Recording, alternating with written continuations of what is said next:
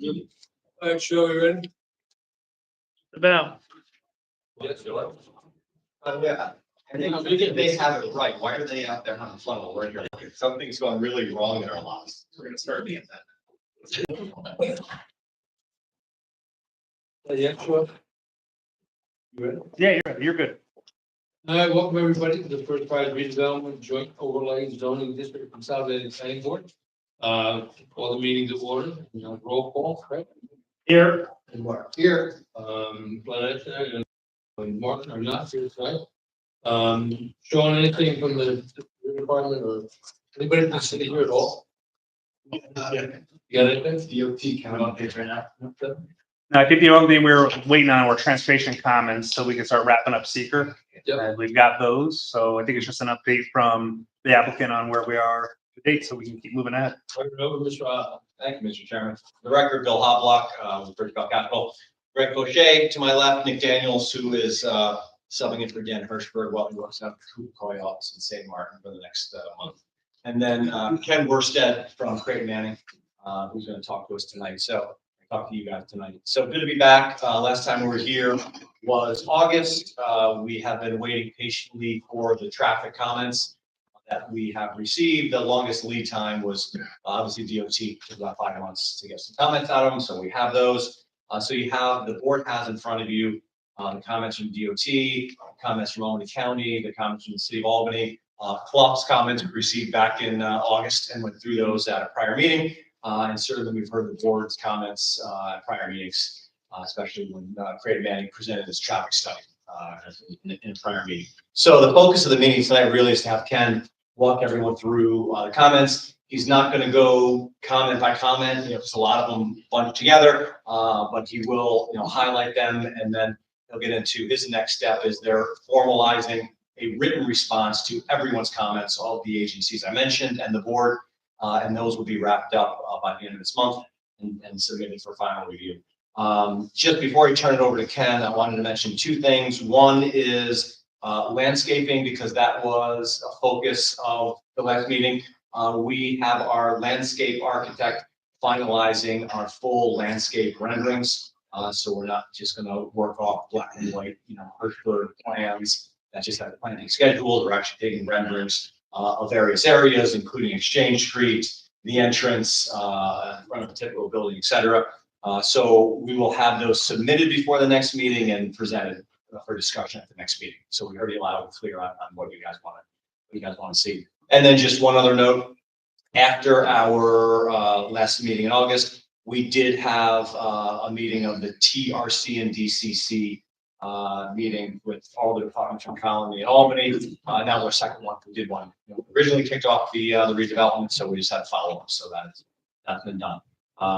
And I think that's it. So unless you guys have anything else, I'll turn it over. Before you go one step further, Sean, we gotta figure out January. That's what I was going to say. Yes. Third Monday is Martin Luther King holiday. Okay. So we gotta push it one way or the other. Yeah, I'd prefer to go the other way if we can go to the 4th Monday as opposed to the 2nd, just because of the holidays. And I want to make sure that those landscape renderings are finished and everyone has sufficient time to review those, if that's okay. It doesn't matter. No objection here. So that would be January 22. I will say also too, while we're talking schedules, we try to avoid, at least in Colony, we try to avoid meetings during the school breaks. The February meeting is also going to be the February winter break. Okay, so we can push that too. So do you want to also slide that to the 26th? Yeah, we want to do. You'll put out a email on that, Sean? Yep. So then we can. So January 22, Feb 26. Yeah. Okay. 122 and then 226. Yes. Yeah, and I think the the plan has been, in time of Devin's here, Joe can't make it, but in talking with Joe Grasso, the plan has been, as Sean mentioned, once we get through the traffic and everyone's okay, once the written submissions are ready and everyone's reviewed those and work through those, is really the 2-step process of first is making a secret determination. And then at the following meeting, if everyone's comfortable, make the final decision on the final. So that's the schedule that we're trying to get to. Obviously, we're trying to do it by the end of this year with the New York State Department of Transportation a little, that's okay. We'll work through it. Anything else? Jen Worstead.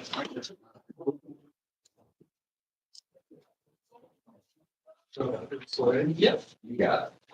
So as Bill had mentioned, we received a bunch of comments. Well, obviously, we had comments from the planning board over the past couple of meetings over the summer. Club Arbor came in August, so gold star to them for getting it in. So early, Albany County and DOT came through a little more. And nothing short of a miracle getting those before Christmas here. So we've gathered all those. Next one. And again, we won't go point by point, but we're going to cover kind of the high level comments here. So Club and DOT both commented on looking at this project beginning and end. So we had broken it up into different phases, knowing that that's how it's going to be constructed. That's how we included it in the traffic study. But they wanted to see it as just give us 2033 before and afterwards. So we did that. Next week. There you go. This is pretty much all the very similar information in the traffic study. We just reorganized it, repackaged it so that you could look at just the 2033 no build in comparison with the build and then with the build and improvement. A lot of the data is all the same, it's repackaged. The only difference here is that DOT had some comments for us regarding the intersection of the interchange with some different timing. So we incorporated that and updated those intersections. But in the large part, the data is all pretty much the same. Didn't change any of our conclusions or any of the outcomes of the results. What do you think? Trip distribution. So we talked a little bit about this. Club Harbor has some comments, planning board as well, DOT, and limits. So we had used this called replica, and it takes a lot of information about where you are driving and when you're doing that and where you're going. So we looked at this neighborhood down by Central Avenue all the way up to Alton Shaker and Everett Road, over to I think Osborne Road here in the middle. So we took that neighborhood and said, oh, the people who live here, where do they go to work? And obviously there's concentrations. There's, the yellow is the higher volume there. Going to downtown, Albany, Harriman campus, Washington Avenue Extension, just even going to the Wolf Road, and then British American. These are the kind of the concentration of where those trips are being made. So when we took that, we said, all right, if you're living here in this area, where else are you going to go? Now you're not driving up to Clifton Park. You're not coming out to East Greenbush. Odds are you're going to live in those areas if you're doing those kind of trips. So from that, we were able to take and start distributing that traffic locally. Here at Exchange, Everett, Osborne, etc., and split up that traffic as it goes through the actual intersections. Yeah. Crash analysis is another big one that I think everyone commented on. We had looked, in particular, there were some concerns about Osborne Road, the S-turn through there. So we had ordered accidents DOT. And we included Osborne Road. Here's Exchange Street through here, all the way up to Everett, and then all the way down to Central Avenue. And we're summarizing that. We're breaking it up into different, intersections and groups. So this is the Osborne Road, Exchange Street area. We've got Birch Tree up here, Leach opposite Exchange. This is where the blinking light is. You've got the S-turn through here. If you climb up the hill, you turn down the hill on the other side. These crashes over a 5-year period. 5-year period, yes. So in this segment up here, we had 5 crashes, kind of equates to on average, 1 a year, 10 here, so 2 there a year. And then this area had 2. We did get the MV 104s of this, so we can read those descriptions and see kind of what's happening here. I'll point out One of these in particular, the person drove over the yellow, a little easy to do when you're making that turn. They recognized it and, sideswiped the car in the other direction. Another person was distracted and did the same thing. There was a crash here. Somebody was speeding down this way, hit this wall, drove off. Police and fire caught up to them when they parked their car on fire, a couple blocks away. So all of that kind of taking place through here. I tried this all the time. Nothing here really stands out at me as being an issue that is kind of correctable, in the sense that you have all these driveways that are coming down through here. So short of buying up those houses and closing those driveways and making this just kind of a street that goes through, there's not going to be a lot that can happen. Some of these crashes here have a lot to do with people just pulling out and not paying attention. I made a left turn and you can see the car coming through here. Over here, there was a newspaper delivery guy that parked, dropped off paper, and then just swung out. So it's all really, standard stuff that we see in a lot of cases. Now, I personally know somebody who got in that accident, and the person just came out of the side street without stopping. Now, there's some sight distance limitations there. Clearing some of the vegetation would help, help that driver have the ability to see through there.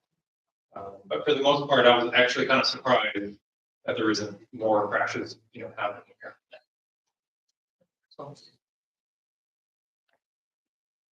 So here's Exchange Street. We have Osborne Road further up off the page in that direction. Wilkins, traffic signal here. West Albany Park coming down. Here's Russell Road. So looking at that whole area, we've got 13 crashes at the intersection where the signal is. And then the segments on either side of this total of 5 crashes. So not a whole lot happening there. Same thing with only 2 crashes there. So, one every 2 years. Is there a traffic expert reason as to why there's 13 crashes on Poison Exchange? I've got to look into it a little bit more, but it's a signalized intersection. You've got traffic who are crossing, coming down Wilkins, going in each direction. But as we Prepare at the right angle, that means people really read that, right? could be, and I know the signal is kind of an old one, and it just changes, even if there's nobody there. So we can look into that a little bit more and give you a better explanation, of what happened. But obviously there's a concentration, just like Exchange and Osborne is. What we'll see down here, more traffic going through it, more crashes around. So here's Everett Road and Exchange. Here we've got 32 in this area. Obviously a lot through here. You've got kind of a cutoff here. People going up north down Everett Road, or you've got people who are turning off here to take Exchange Street over to Osborne Road to continue into Colony. Rear ends and right angles are the predominant crash types there. Obviously, we're coming down off of a bridge, slowing down, traffic light, and I think a lot of those rear ends are going to be happening over here. We also have a right turn lane over here. So one of the things that we read in some of those descriptions are people, there's a car in front of me and I thought they went, and then I went and they didn't go. So that person in front may have said, oh, here comes a car, and stop, not realizing that the person behind them is down and looking. Rear ends the vehicle. The other big area here, obviously the interchange. We've got east and westbound off ramps. A lot of traffic, double left turns through here. We've got yielding conditions for the left turn in addition to a green arrow. So a lot of concentration through there crashes. And you can see, a lot of it is just rear end. So maybe I thought the person ahead of me was going to make the light, but they didn't. Well, that's what's crazy there anyway. Yeah. But is there anything from DOT about when they're going to do anything with that interchange? Has anybody heard of it? And there was their comments in the letter that there's nothing on the timeline where they're going to do anything with that bridge there. That's maybe just 10 years off. Yeah, so I don't think there's anything that is immediate, like they are preparing plans or design or anything like that. But I think it's enough on the radar that they know, like, at some point, this is gonna go. So if your water heater in your house is 20 years old, you've got to be thinking about, it's gonna be time to change that pretty soon. So I think. It's a decision, you know. Well, I think somebody is thinking about it, whether it's gonna be farther than that. Months to get back. And we asked that question to guys that started, AAP meeting. He said, "Well, there's nothing on the horizon for it. Give us no timeline or anything." I mean, it's gonna be a big process, and so most recent one that comes to mind is exit 6, that was many years in the making.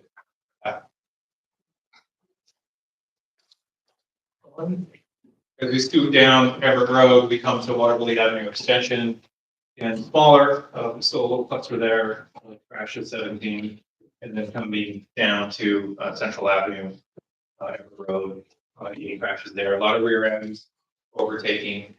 If you've driven down here, you'll see this right turn lane kind of backs up, spills into this lane, and you've got people who would jump out, come around, and get back into the left lane, and then make the double left. So overall, that's what we're looking at. We'll prepare tables, summarize the different injury types. I think the only pedestrian one, if you go back to Osborne, there was a pedestrian crash right here. Someone was coming in, turning left to go to the beach, while somebody they were dressed very darkly, walking across the street there. The pedestrian refused. A medical service got the scene.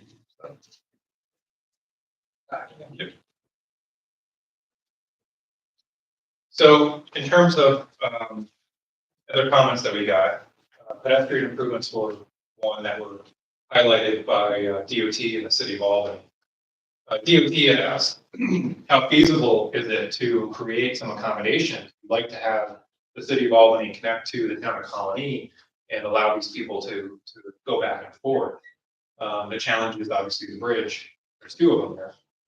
City of Albany had the same comments, but they kind of recognized something feasible in the future with bridge reconstruction. But in the short term, whatever you can do to get those pedestrians from the project over to a transit stop, then that's nation.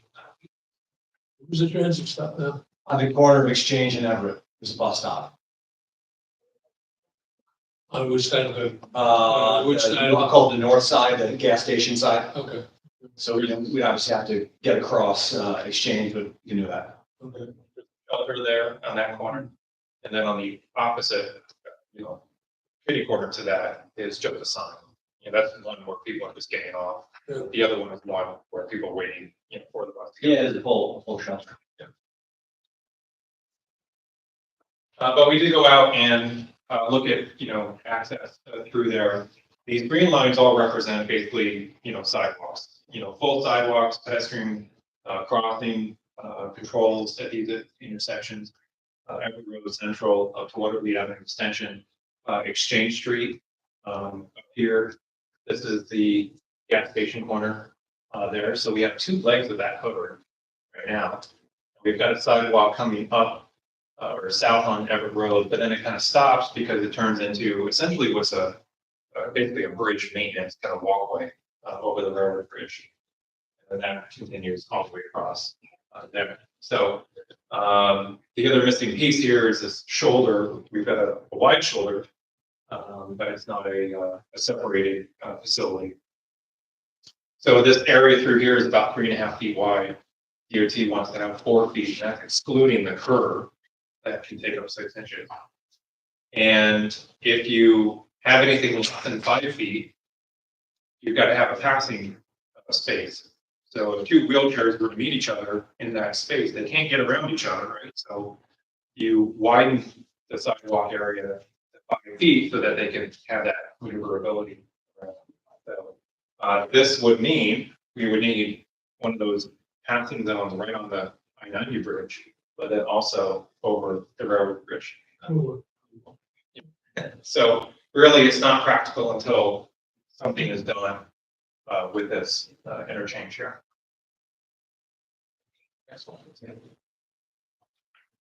This is just zoomed in to Everett Road and Exchange Street.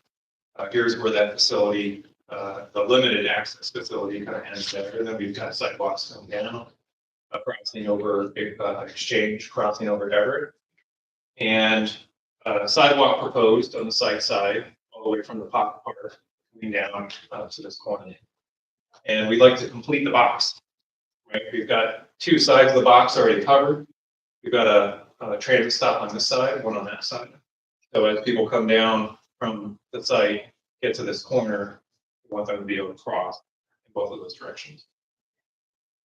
And just as a reminder, we're doing a program with CDTA where everyone who lives and works at First Prize gets free CDTA busing 24/7. Now, We pay for that. Would this be a signalized crosswalk? So just as we have, push buttons and walk, don't walk across the east and the north legs, you would have that on the south and on the west leg. Now, there's obviously heavy left turn, heavy right turn through here, so we would look at creating a leading pedestrian interval where you push the button, and normally if I'm crossing in this direction, cars over here would also get the green light. But with a leading pedestrian interval, I get to walk first, and that might be 5 or 6 seconds. I get to be out in the middle of the road first, establish my right of way before the cars get the green light.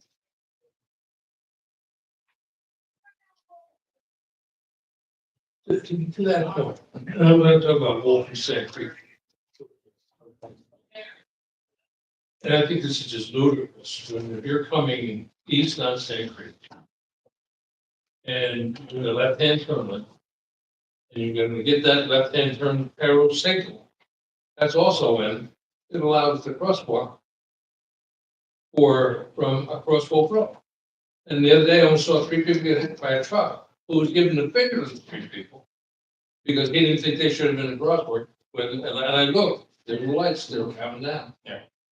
So you're talking about the same basic thing here, right? Essentially, yes, but that is a conflict issue. Meaning, if I'm a car and I'm being told I have right? That arrow means I have a protected turn. Nothing else should be going. Right, that would conflict with that, Including people. including people. So it could be a programming or software or hardware issue if it's also showing the walk symbol at that exact same time. I mean, Paul, Well, DOT should be able to find this one block from their office. be careful. What, I mean, I know CDTA is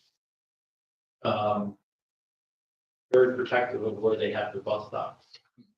But it would seem like, especially if the project generates a lot of business for CDTA, that perhaps that bus stop should move to a different location, i.e. on the downside of Everett, somewhere in there, so that people don't have to cross. That may not, that may not be CDTA's best interest for the buses, but wouldn't be the first time. Yeah, I don't know what they use as a criteria for establishing that. It's called the far side of the bus stop. This is a near side. So you're coming southbound. It's on the near side of the intersection. But there may be pros and cons. How did you do that house if they didn't have room and push? Say that again, Steve? Probably because of that house. Yeah. Could be. You probably didn't have room to push. Where they did Yeah. a green space, the gas station. Well, also, for the last 20 years, there's been nobody on that side of the intersection. And that section of road is obviously climbing while this is kind of staying low. So you're getting a grade, difference. So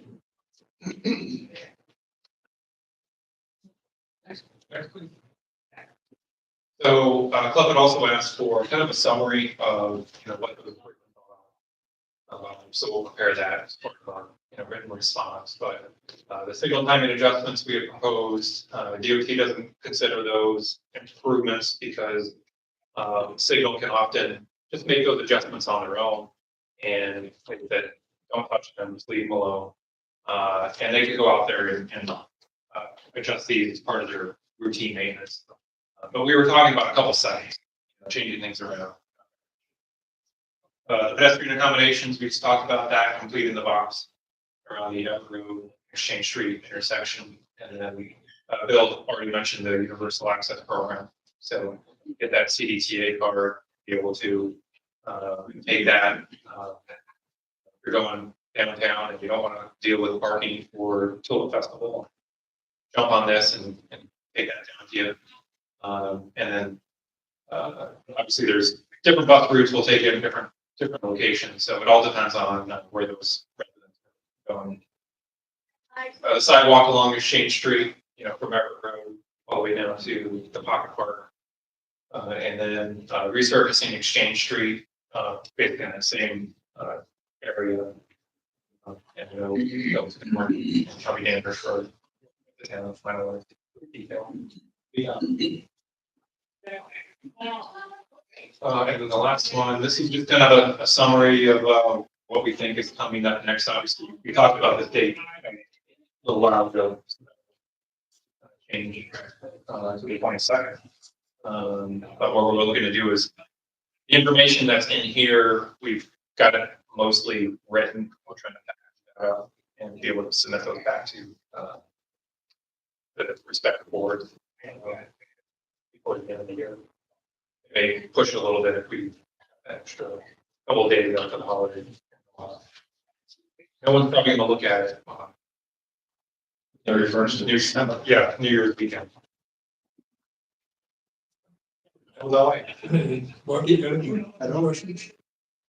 Albany? CJ? A couple of questions, and thank you, Ken. That was very, very good and concise. Are you anticipating any type of improvements to any of the signals, maybe any of the outdated signals? I believe one of the comments, and I apologize, it was the City of Albany, DOT, or New York DOT, and talked about, I think it was an intersection you said with the outdated signal about doing the frame, something to kind of make it more noticeable. Are you guys considering some of those? So there was, I know the only outdated one is really Exchange Street and Wilkins. Wilkins, yeah. So that's got an older intersection. I think it's only one head looking in each direction. We had suggested that might be, something to look into. Okay. I can't cite where I heard it, but I thought I had read an email or something that the town gave that loan. Okay. And I think in our report, we had said, we had done an analysis and said, if you turn this into stop signs, here's how it operates. Mhm. It could be stop signs on Wilkins and Fairfield, and it would operate pretty well, kind of suggesting that that intersection or that signal might not be needed for capacity reasons. Yeah. But I think what I heard was just leave it alone, don't propose to take it down or anything like that. Yeah, I think the town company was hesitant to remove the light, but I wasn't sure if you could recommend those things. And then the last question I had for you, do you think there's any type of traffic calming features that could be used or implemented on Osborne at all to address some of those, these fair amount of accidents for a side street? I think a lot depends on what is the issue surrounding, so I It seemed see, like there was a wide variety of thoughts. and from what I read of those MV 104s, there was only one crash that had suggested speed was the issue. Okay. There was another one where they were coming down. I think it was a truck was coming down the hill through the S turn, trying to make a right turn onto Exchange, and it pushed too far, went on the far side of the corner. But from what I read so far, not a lot of speed related, issues with that. Okay. And I know with Exchange Street itself, it's been a long time of just having a big empty Yeah. factory next to it. And I think with all the activity that's gonna take place here, we're gonna see a nice kind of transformation of that where we'll have a nice clean road, curb, sidewalk, people walking down to the park. And I think that's gonna help kind of influence a little bit of that. I know the city of Albany is going through a look at changing some of the speed limits. And that may be something that the town is gonna, kind of catch on. And there are certain areas where, clearly some neighborhoods don't need to be 30. That's all the local neighbors that are living in there, and 25, is appropriate. Those areas like Fairfield and cutting through that, area, it's tight, it's dense, a lot of homes, a lot of driveways.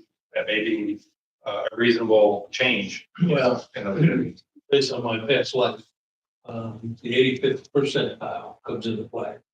And right now, the 85th percentile, most of the 30-mile-an-hour roads is about 38. Yeah. So you can drive to 25 all day long. And you know what? You're gonna go 38. Yeah. And there's a shift that we have to exert our influence on over drivers. And a lot of times, we're driving to get from point A to point B. And we don't necessarily appreciate the people who are living in that neighborhood or that particular area.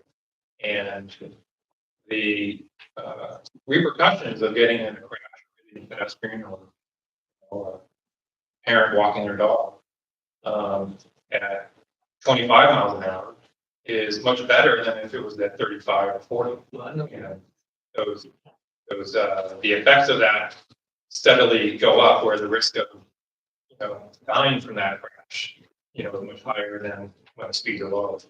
I don't know that everyone kind of appreciates that, and the people who are exposed to that information might, but the average homeowner who's just living through the area may not have a good understanding of that. So I think it's maybe all of us, or as traffic educators, we need to get that information out there and be like, yeah, I know you don't want to speed in your neighborhood, but you don't mind speeding in someone else's neighborhood. Well, the effects are still going to be the same. Part of the problem, we all appreciate in town that we can park on the roads and stuff like that.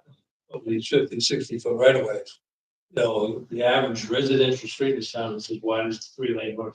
Yeah. And that just promotes speed, the visual effect of speed. That street, I think, is like 36 feet wide, and we can park on both sides and still have 2 lanes of traffic going. People enjoy that. You can't let them drive down that road. But we only use it when 4th of July, someone's having a birthday party, it's the holiday, and that's the only time when the parking, is really getting utilized. That's happening. So But 340 miles of town road now that have to be changed. good time.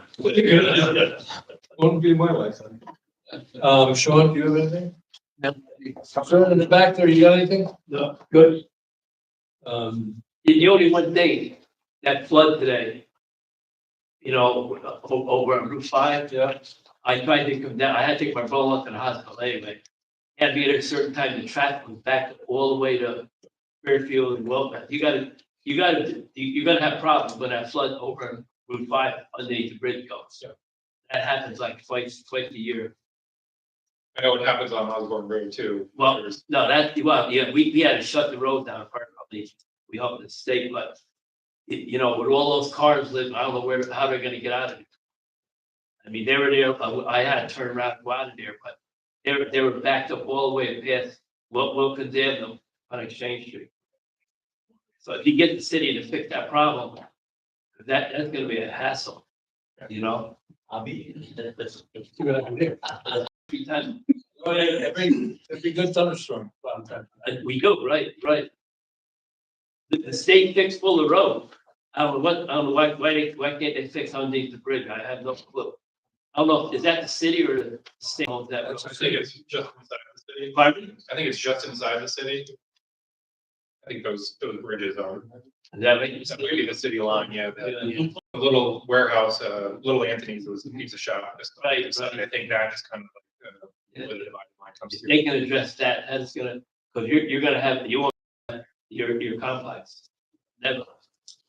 That was there for like an hour and a half today. Nobody could go no place. I had to go over the bridge, of course, the bridge lights don't help. You know, they elected like 10 cars going, then somebody's on their cell phone, then they change it, I don't know. The other day we had a fire over in Corporate Woods. We had to go to the opposite side of the road to get to Corporate Woods. You know, we couldn't go over the right side. We had to switch over to, you know, I mean, you had to for the fire company too. The intersection of Osborne and Exchange, this won't create a warrant for that. Be a fixed one. We started to look a little bit, so we designed that replacement of that blinker a number of years ago, maybe 5 or 6 years ago. And I believe we set it up so that it could go to a 3-color if it was ever needed. My concern is that if you change that light northbound, Oh, yeah. you've got people who are now coming around the S curve, and if there's 2 or 3 cars stacked there, it's like, Right there. I'm suddenly seeing them, and I have to stop. Yeah. The Exchange and Wilkins, where there were 13 accidents. And, you know, I know I've found this, it's told by all that kind of stuff. But we also talked about, that seems like a pretty high number for that intersection. And I guess the question is, what's gonna happen as we dump more traffic through there? And I guess that's the intersection that jumps out at me that needs further look at to see, at least look at what, a little more detail, what the accidents were and how we can, because if that number jumps to 26, as an example, you know, it's a pretty number. And that just seems, it already seems high. Yeah. You're talking Exchange and Osborne? No, well, I think there was. Oh, yeah. 13 or 5. And that's just kind of a, I mean, I would have thought, it wouldn't have surprised me if that number had been 0. Yeah. I mean, literally. The signalized intersection. I know. With your sight lines clear everything, you know. With not that much traffic, really. Yeah.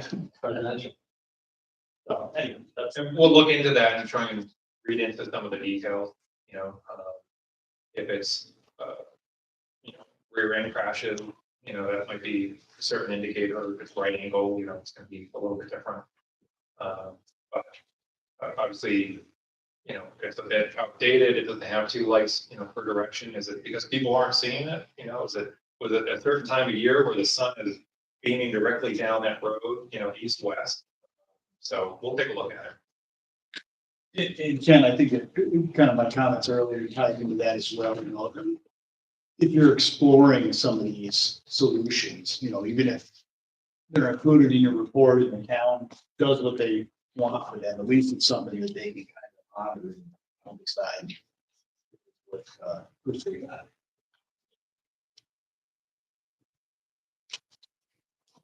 And then I think aside from that, Bill, so you're essentially planning to submit new site plans, landscaping plan like you talked about. And I assume you're gonna have response letter, new report, you're looking to do all that. For the January meeting. Okay. I don't know if we open this up for discussion. You know, the traffic study is over there in that spiral bound. Is there a desire to see that completely updated with these comments, or to provide a separate letter addressing each of these comments? I personally would rather see the second letter addressing. And be hidden in the book. Yeah, the supplement. I'd rather see it supplement. So Ken, is that the original traffic study you mean? Yes. So you've supplemented that with the 23 to 33 and some of these other items? Yeah, so this is, you know, the July Mhm. traffic study. We received comments, you know, on this. So rather than try and weave that information into here, we were proposed to, as a separate document, hear all the comments and go kind of bullet by bullet. Where the comments kind of overlap, we may say, you know, the county had a similar comment, you know, please see up to here, you know, et cetera. That would be a standalone document to go into the file to supplement and address everyone's comment. In that, you'll include some of the data that you Yes, presented tonight. yes. Okay, yeah, you can go okay with that. Does anybody have any? Sure. I think just moving forward, when we get to those preliminary plans that we're gonna start really digging into, we, you know, we have our completeness and compliance checklist. Does Albany, do the city have a? Yeah, they have a, I'll have to filter it out on that, but Okay. Yeah, because that's gonna take a little bit of time, and CHA would be, what I would propose we do, if Albany's okay with it, because this is how we're doing it now over in town, is that when that plan comes in, we'll send it to CHA against those checklists for them to review and let us know what elements are missing or need to be addressed, and then we'll take an updated version to departments for their comments, get their substantive comments on the project and the plans. And then with that revised set back to CHA to review and reconcile. And then work with the town and the city both on any questions that come up along the way that isn't readily obvious, or maybe there's a question about something that an our standard or Albany standard that they're looking for. all that to be completed before decisions made by this board. Yeah, I mean, we're gonna have to get those plans we're gonna have to have some complete and compliant plans. I think we tend to get to, and again, on the colony side of things, an approval with conditions to clean up many of the technical pieces, pipe diameter, and I would say pipe diameter. They're gonna kill me one of these days for saying pipe diameter all the time, but I think I don't want to speak, for the board, but I think we've talked about those things before. Those aren't, if you know the infrastructure, conserve the site, then you're less concerned about the specific details on pipe. My feeling is that we reach a point where we think the plan is a great plan for site locations, and that it will work basically through CHA's recommendations. And you know what, about the finish, little minutia, good luck. Yeah, so we'll have to Then finish. you can't blame it on us for not giving you the approval. Yeah, and so we'll have to, finish that up on that end. But that's why it's important, you and I talked about the landscaping, see that at the next meeting, see what the finished product is gonna look like. Knowing that CHA will keep it on track. Sure. With those technical issues. I mean, we know you got water coming in front and going at the back. That's good. So that's a big leap right there. Have they done any more studies on those lines to make sure that they're functional? Yeah, I mean, they have, I don't know if Nick's prepared to talk about it, but we videoed basically every line, the sewer line, nothing, we videoed the water line. We videoed the sewer line, which is the city line. That's still in process, but yeah, that's all been done. Bill, is there anything on your side of things where we need to, I know we're moving towards a seeker determination. Yes. But with finance or anything where we need to keep our eye on that, because that needs to get accomplished perhaps before we get the final plan wrapped up? I don't think so. Do you have? No, nothing on our end. I mean, my question, are we contemplating the decision at the next meeting or the meeting after the meeting? I think that depends a little bit on when we get Yeah. plans and reports. What, yeah, when you get it and what you get it, and then we can have that discussion too, Joe, and then Sean, and also Brad. Yeah, I agree with that. We certainly want to keep it moving and keep the momentum, but Yeah, there'll be a point where I think it's They may pretty. take a little bit of effort just to get it. it will. There's stuff we Yeah. have to put together on our end. Of course. So, Yeah, I think there'll be a point that we clear the seeker hurdle, but we're not quite there on all the small. The final. The final. Yep. And I think it just depends on where that comes in, but I just want to ask the question because sometimes seeker does come up sooner than later, but didn't know if there's anything on your end that needs to trigger that look. No, our schedule's good right now. Okay, thanks for asking.